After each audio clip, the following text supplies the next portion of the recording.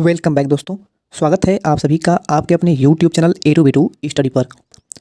दोस्तों ITI second year का exam फरवरी मंथ के लास्ट में या फिर मार्च के स्टार्टिंग में होने की पूर्ण संभावना है।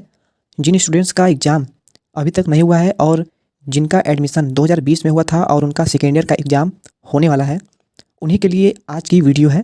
दोस्तों आज की वीडियो में हम आपको आईटीआई सेकेंड ईयर के इलेक्ट्रीशियन थ्योरी की क्लास लेकर आए हैं। इसमें हम आपको पिछले एग्जाम में पूछे गए कुछ महत्वपूर्ण प्रश्न और पूरे सिलेबस का वीडियो आपको प्रोवाइड कराएंगे। दोस्तों अगर चैनल पे पहली बार विजिट कर रहे हैं तो चैनल को सब्सक्राइब कर लें। ये हमारी पहली वीडियो होने वाली है और हम आगे भी आपको इसकी रेगुलर क्लास देते रहेंगे। तो दोस्तों शुरू करते हैं हमारा आज का ये वीडियो।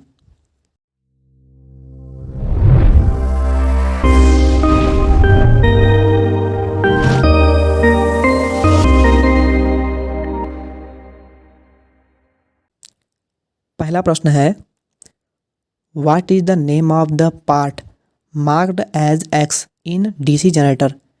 डीसी जनरेटर में एक्स के रूप में चिन्हित भाग का नाम क्या है।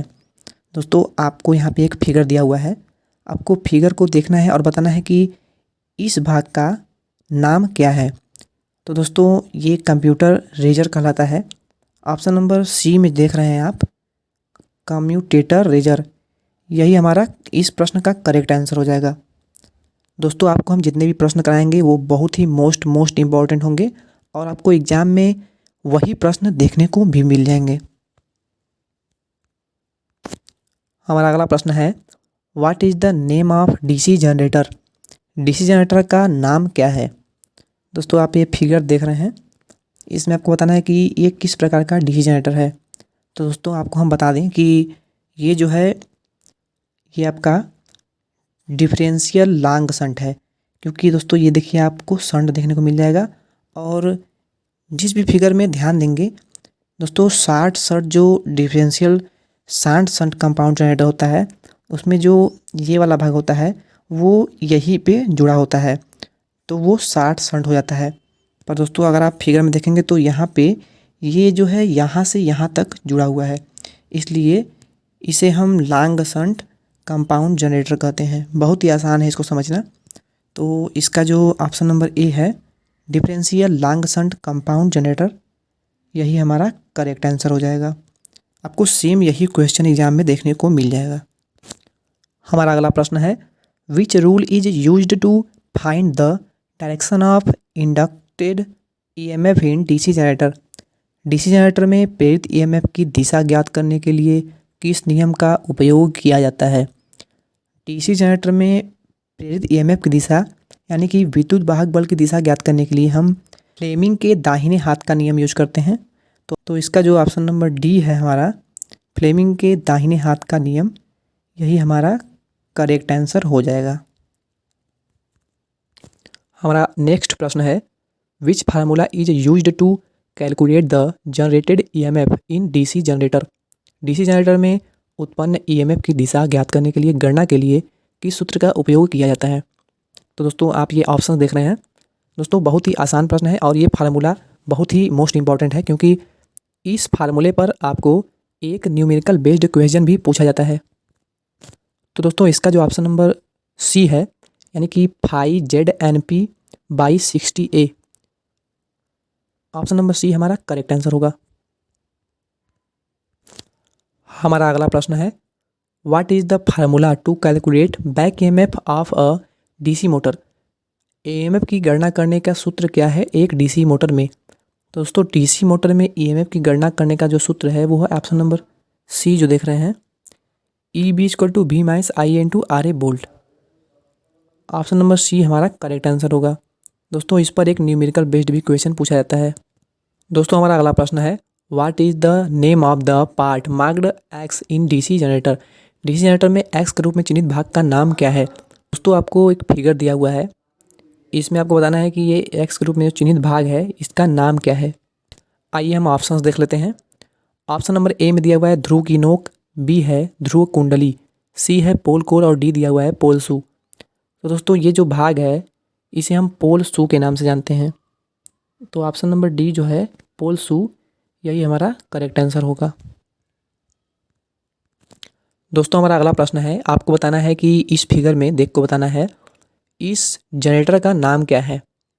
तो दोस्तों ये जो है ये अलग से उत्तेजित जनरेटर कहलाता है। ऑप्शन नंबर डी जो आप देख रहे हैं यानी कि सेपरेटली स्टार्टेड जनरेटर, यही हमारा करेक्ट आंसर हो जाएगा। अगला प्रश्न है, which energy is converted into electrical energy by generator, यानी कि जनरेटर द्वारा किस ऊर्जा को विद्युत ऊर्जा में परिवर्तित किया जाता है। तो दोस्तों बहुत ही मोस्ट इम्पॉर्टेंट क्वेश्चन है और बार बार परीक्षा में रिपीटेड है ये।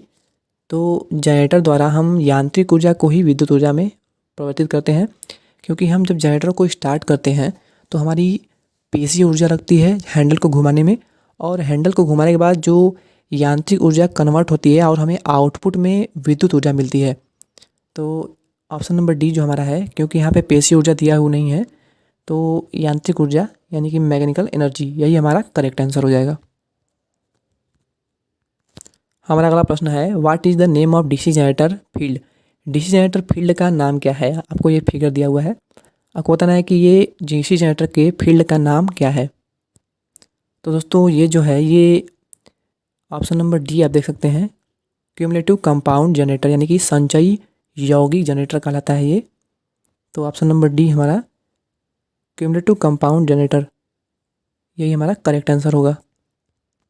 हमारा अगला प्रश्न है, what is the principle of DC generator, यानी कि डीसी जनरेटर का सिद्धांत क्या है। तो ऑप्शन नंबर ए में दिया हुआ है कार्क स्क्रू नियम, बी है फ्लेमिंग के बाएं हाथ का नियम, ऑप्शन नंबर सी में दिया हुआ है फ्लेमिंग के दाहिने हाथ का नियम, और डी है फैराडे का विद्युत चुम्बकीय प्रेरण नियम। तो दोस्तों ऑप्शन नंबर डी जो है फैराडेज लॉ ऑफ इलेक्ट्रोमैटिक इंडक्शन, यही हमारा करेक्ट आंसर होगा। हमारा अगला प्रश्न है, what is the formula for dynamically inducted EMF, गतिशील रूप से प्रेरित ईएमएफ के लिए सूत्र क्या है। दोस्तों इस प्रश्न को बिल्कुल रट जाइएगा, क्योंकि इस पर एक न्यूमेरिकल बेस्ड क्वेश्चन भी आता है। अगर आपको फार्मूला याद होगा तो आप प्रश्न भी आसानी से सॉल्व कर पाएंगे। तो दोस्तों गतिशील रूप से प्रेरित ईएमएफ के लिए यानी कि विद्युत वाहक बल के लिए जो सूत्र होता है वो होता है BLV साइन थीटा, बोल्ट में होता है। तो ऑप्शन नंबर सी जो हमारा है BLV साइन थीटा, यही हमारा करेक्ट आंसर हो जाएगा। हमारा अगला प्रश्न है, which rule is used to find direction of magnetic field, चुंबकीय क्षेत्र की दिशा ज्ञात करने के लिए किस नियम का उपयोग किया जाता है। तो दोस्तों चुंबकीय क्षेत्र की दिशा ज्ञात करने के लिए हम फ्लेमिंग के बाएं हाथ का नियम यूज करते हैं। तो ऑप्शन नंबर डी जो आप देख रहे हैं फ्लेमिंग के दाहिने हाथ का नियम, यही हमारा इस प्रश्न का राइट आंसर होगा। अगला हमारा बहुत ही मोस्ट इंपॉर्टेंट क्वेश्चन है। दोस्तों आप सभी जानते हैं कि ITI एग्जाम में फिगर से रिलेटेड बहुत अधिक मात्रा में प्रश्न पूछे जाते हैं। तो फिगर से रिलेटेड ही क्वेश्चन है ये, डीसी जनरेटर के भाग का नाम क्या है। आप ये फिगर देख रहे हैं, आपको बताना है कि ये डीसी जनरेटर का कौन सा भाग है। तो आइए ऑप्शन देख लेते हैं। ऑप्शन नंबर ए में दिया हुआ है स्टेटर, बी है ध्रुव कोर, सी है पोल शू, और डी है योक या फ्रेम।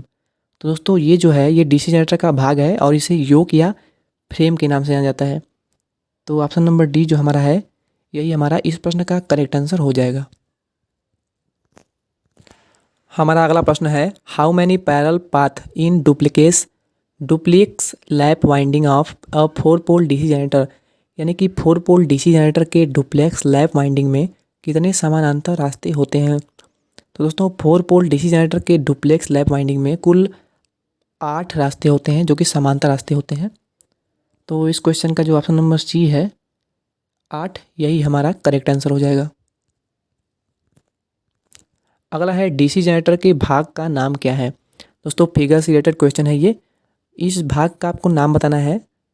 तो दोस्तों ये जो भाग है इसे हम आर्मेचर कोर के नाम से जानते हैं।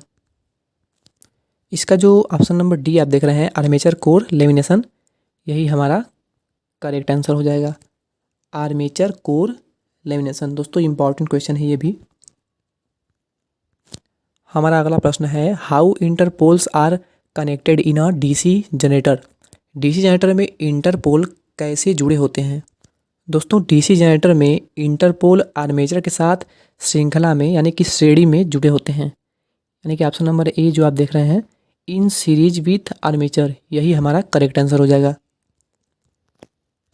हमारा अगला प्रश्न है what is the necessity of residual magnetism in a self excited DC generator, यानी कि एक स्वयं उत्तेजित डीसी जनरेटर में अवशिष्ट चुंबकत्व की आवश्यकता क्या होती है। दोस्तों, अवशिष्ट चुंबकत्व वह होता है, वोल्टेज होता है जिससे किसी भी डीसी जनरेटर में यानी कि किसी भी मोटर में वह एक स्वयं से वोल्टेज का निर्माण करता है।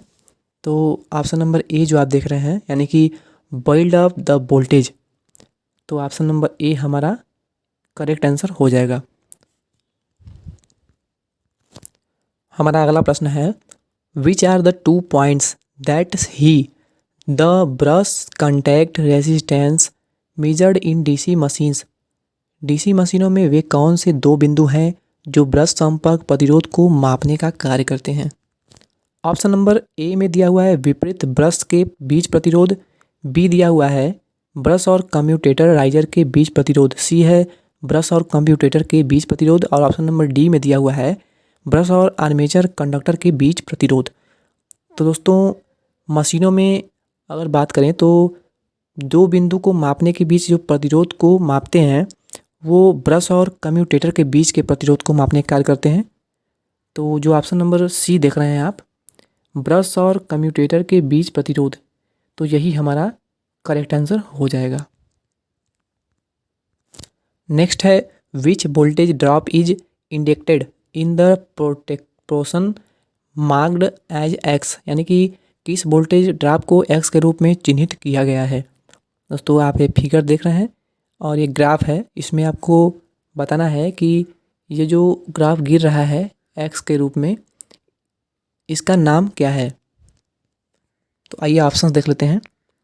ए में दिया हुआ है पोल लोड वोल्टेज पाथ, बी है आर्मेचर वोल्टेज पाथ, सी दिया हुआ है आर्मेचर रिएक्शन ड्रॉप, और डी दिया हुआ है शंट फील्ड वोल्टेज ड्रॉप। तो दोस्तों, ये जो है ये आर्मेचर रिएक्शन ड्रॉप का साइन है, तो ऑप्शन नंबर सी जो हमारा है आर्मेचर रिएक्शन ड्रॉप, यही हमारा करेक्ट आंसर होगा।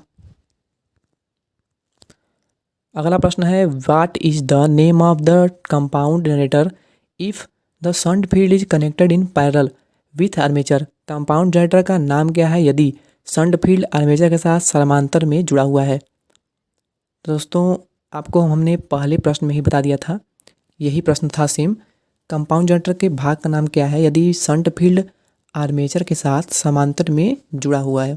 दोस्तों, जब कंपाउंड जनरेटर शंट फील्ड के साथ समांतर में जुड़ा होता है तो उसे हम घुशंट यौगिक कहते हैं, यानी कि short shunt compound generator. Option number D आप देख सकते हैं, यही हमारा इस प्रश्न का करेक्ट आंसर हो जाएगा। दोस्तों, वीडियो काफ़ी लंबी हो जाएगी, इसलिए हम अपने प्रश्न को समाप्त करते हैं।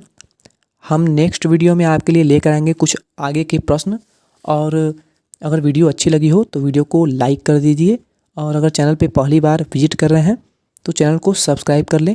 हम आपको इसके आगे की वीडियो जल्द देने की कोशिश करेंगे। तो दोस्तों, मिलते हैं नेक्स्ट वीडियो में, तब तक के लिए धन्यवाद।